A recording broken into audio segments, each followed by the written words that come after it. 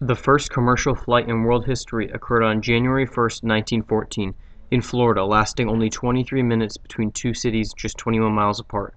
Abram Field was the only passenger, paying $400, equivalent to $5,000 in today's money, for the flight. On October 5, 1916, the first commercial airline company was established in the United Kingdom, called Aircraft Transport and Travel. It was formed by George Holt Thomas using decommissioned military planes. They offered flights across the English Channel for 21 British pounds per passenger. The flights were wildly successful, and within just a few years, more commercial airlines were opening for business in Europe and the United States. The first international flights began in February 1919 between Miami, Florida and Bimini in the Bahamas, less than 50 miles off the Florida coast. It was flown by Chalk's International Airlines and continued to fly the route until 2008 when the airline was shut down.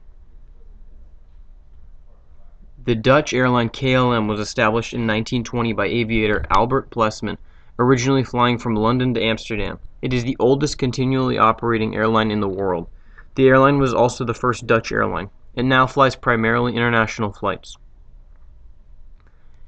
In 1925, the Ford Motor Company created the first airplane specifically designed for carrying passengers called the Ford Trimotor. It had 12 passenger capacity and was designed for luxury and comfort. The Ford Trimotor proved that air travel could be profitable. Trimotor production ceased in 1933. Juan Trippe founded Pan American World Airways in 1927 and began regular flights around the world from Los Angeles to Shanghai to Boston. Pan Am and Northwest Airways were the only airlines flying international in the United States before World War II. With the introduction of the Boeing 247 and the Douglas DC-3, air travel stayed profitable even during the Great Depression and all the way up to the Second World War. After World War II ended, there was a rapid growth in the commercial airline industry due to the glut of planes left over from the war. There were also large manufacturing capabilities available after the war since weapons were no longer being produced. Just months after the war ended, Lockheed developed the Constellation, the first airliner to be pressurized, allowing it to fly much higher than any other aircraft, avoiding inclement weather. This marked a significant breakthrough for commercial flight. Production of the Constellation ceased in 1958. In 1947, the Boeing 377 Stratocruiser was released with an entirely different design.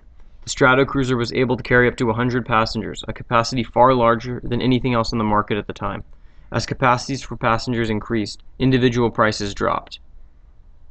On April 9, 1967, the Boeing 737 flew its maiden voyage, entering service for the German airline Lufthansa just 1 year later. Since then, Boeing has produced 9,129 737s, making it the most produced plane in history. The cost today is $102 million per unit. Just 3 years later, in 1970, Boeing introduced the Boeing 747, the largest aircraft produced up to that point, capable of holding 660 passengers at a time. It was mainly intended for international flight and is still in production to this day. In 1978, the United States government deregulated the aircraft industry, lowering federal barriers for airlines as an economic recession took hold. This allowed airlines to drastically lower their prices and make flying available for whole new markets. Higher rates of competition meant better prices for consumers. Since 1978, the average airplane ticket has dropped by 40% in price. The 1980s saw a massive expansion of the airline industry due to the deregulation. Many new airlines were formed immediately after this period. In the 1990s, the idea of a low-cost airline emerged, designed entirely for transportation and not for comfort. These turned out to be wildly successful and still exist today, such as Southwest and JetBlue. Today, the worldwide airline industry is worth roughly $29.6 billion, with 110,000 scheduled flights per day. Although there are occasional crashes, air travel is safer than traveling in a car. In the United States alone, 1.73 million passengers fly every day.